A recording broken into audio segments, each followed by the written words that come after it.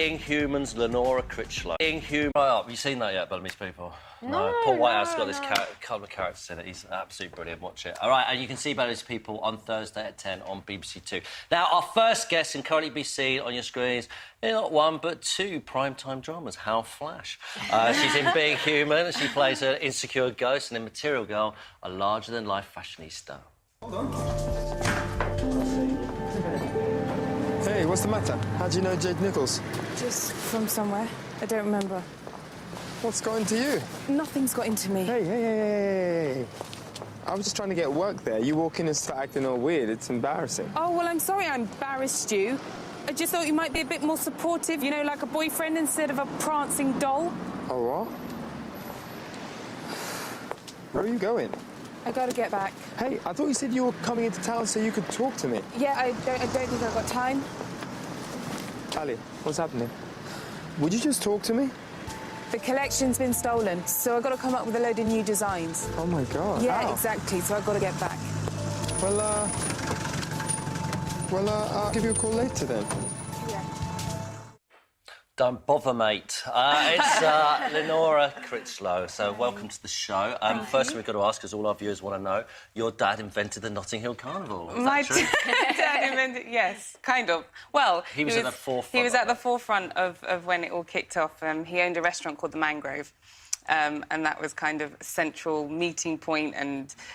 Yeah, lots of things happened at the Mangrove. Was it at the Mangrove, was it true that Jimi Hendrix used to go there and Diana Ross and people like that? Bob Marley, Really? Wailers ate there, yeah. He's cooked for the best of them. So I'm looking forward to getting into your kitchen. Yeah. Got lots So you're to live up to. so you're a good cook, are you, as well? Well, I'll let you be the judge. Okay. See what happens. All right, so not one, but two dramas at the moment, Material Girl and Being Human, which is the best? Which is the... I can't say that. They're You really can't ask me that different. question. They're completely different. As you said, Annie is kind of insecure and she goes through lots of different... That's the ghost. That's in the Being ghost Human. in Being Human, yes. But Material Girl's the one that's on at the moment. Well, actually, they're both on. They're both on but at the moment. So on Thursday night, we see Ali and she's running around the streets designing dresses and... I'm so excited about this programme because I think it's about time that there was a fashion-y programme with a bit of drama, a bit of everything. There's so many in the States, you know, they do so well, and we don't have any UK programmes like that, so it's about time. Yeah, because, I mean, shooting in Brick Lane, you know, I got a chance to really kind of get down there. I don't really venture into East London usually, but the shooting down there just showed that pavement is like a catwalk. London is like... brilliant, isn't it? And you go away to places like the States and people always talk about London being such a fashion sort of capital, and I suppose growing up here you take it for granted, but it is buzzing, and people here have real style, and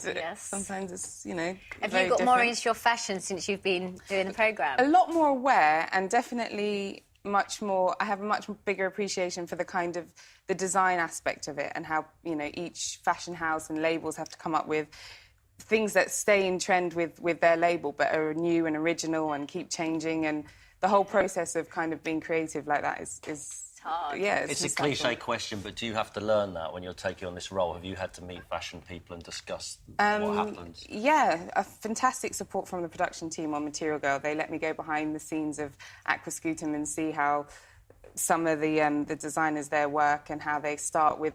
Funnily enough, this is very common, that they start with a story, usually a boy and a girl, and they go on this complete tangent about how the boy meets the girl and they go down to a lake and all of these storylines, and it conjures up images and fabrics and textures. A raincoat. Basically a Mac, a Mac with a hood. And it was seeing the whole process.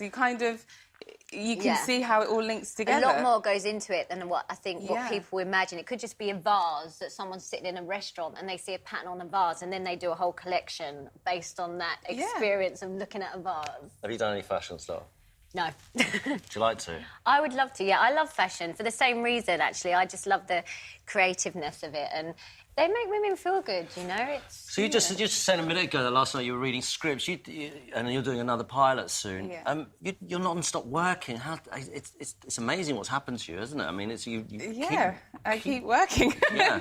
which is lucky because I think I get bored very easily. But a lot of British actors struggle, don't they, to find things and end up finding themselves in a soap. For you to get this many dramas is amazing, isn't it? Yeah, no, I think I've been really fortunate, and I suppose also I'm lucky in that I've got a really fantastic team around me, that would never just chuck me into things that I don't think I would like to do, or that it might feel like a quick fix now, but it's not really where we want to go. So I've got lots of direction and support in that sense, because, I mean, for me, I don't think I'd ever say no to anything just for fear of not working again what if it's brilliant?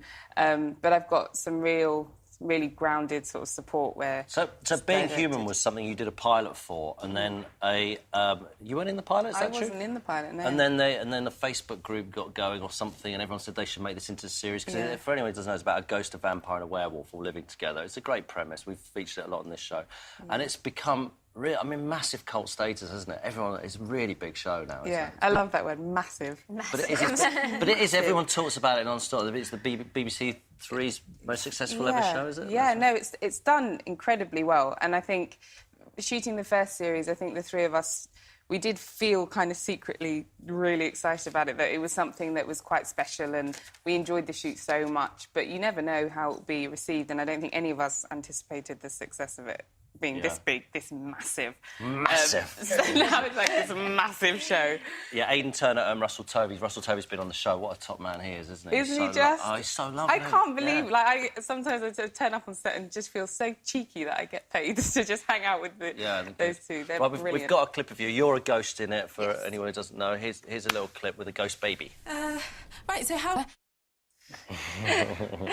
It's really weird how you managed to get such a light take on the programme, considering you're a ghost. Well, Annie is kind of the lighter side of the programme. The vampires are terribly serious and broody and sexy and dramatic, and Annie's just floating around, kind of in limbo. Making cups of tea out here, leaving them everywhere. And babysitting, and so I think she balances out the show a bit. I mean, she's also quite... She's the emotional weight of the house as well, so she kind of takes on a lot of that. So I think you need that lighter side of her. Yeah. But yeah, I haven't seen that episode yet, so I was engrossed in that. Yeah. Good. You're going to do a third series, is that right? Yeah. Can't wait. When does that start? We start shooting end of April, beginning of May. So I'm looking forward. And that series is being shown in America as well, isn't it? Yeah. And is it doing well over there? Yeah, so I hear I've got a few friends over there who've emailed me and said, oh, yeah, people are watching it and seeing your show. And I have management over there who seem to think... Are you going to Hollywood?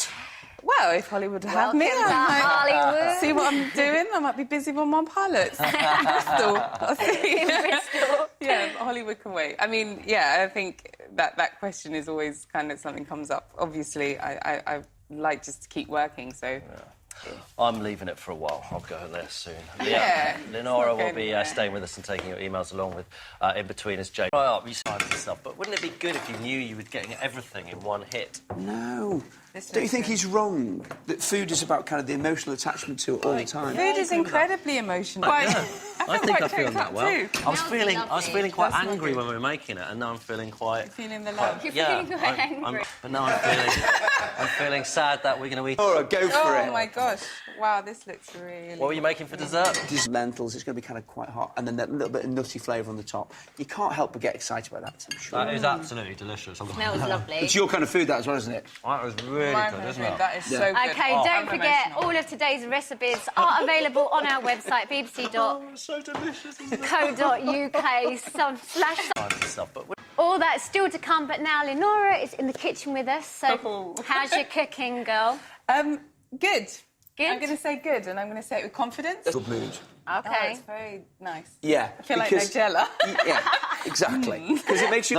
And you squash it all. You'll squash it all, you'll stretch the gluten in the flour, and you'll have very unsuccessful squash I'd be making a lot of biscuits. Yeah. Because I'm often in a bad mood indoors. Don't do the biscuits then, you've got to kind of... No. And then sprinkle some flour onto the work surface, and then we roll it out nice and flat. So, all hard, OK? So, good sprinkling of flour on a bit of a bash out with your hands. It just makes the process... Lenora, can you Leone now? God. Yes. If I took the time. I do like baking. I got into baking, actually, while we're filming Being Human. I taught Aidan how to make banana bread. That's good. And I he would just love to be went, able to do that. yeah, banana and walnut bread. He went crazy on the stuff. And banana fritters, like the more sort of soggy, the better. Yeah. There's like honey. So like old bananas. Yes, Yeah. really, Yeah. really right. Yeah. Yeah, I like them like that when they're turning. Do you? And the potassium starts to come out, the taste a Yeah. little bit metallic. And then turn it round. All right. There we go. See, I do panic a bit with stuff like... And it won't work. A little tip when you're doing things with... Yeah, ideally, but we might run out of time. So next thing is if you just square that off, and then once you've squared it, cut it in half. Okay. And you roll... Silly question, is that the real name of these biscuits? Or did... Yeah. You get Yeah. the Yeah, idea. I'm shake or a chorley cake, which will have more fruit in the middle. So that's fine. So you keep squashing, and then before it goes into... Try one. Do you mind if I have one of these? I'm gonna. And these really are for with it rather than the kind of big creamy thing. You like Sit them? down with a brew in the afternoon, dunk it in. Happy days. that's lovely. It's really clever. Is it good? It's really good. All that's... OK, while they're bringing that over, I'm going to ask a very quick email to Leonora. Do you get fed up of wearing the same outfit all the time in Being Human? It does get a bit repetitive. It's a bit like Groundhog Day, but because of Material Girl and the absolute mammoth of clothes I get through, it kind of balances Yeah, out. I'm sure. Yeah. Yeah. And it's Annie. I couldn't imagine her wearing anything else. No. No, Yeah. so it helps. At least you get to wear all lots of good ones. Yeah, You like that? and it's comfy. It's like comfort food. Laura, thank you a lot for coming on the show. And Jake.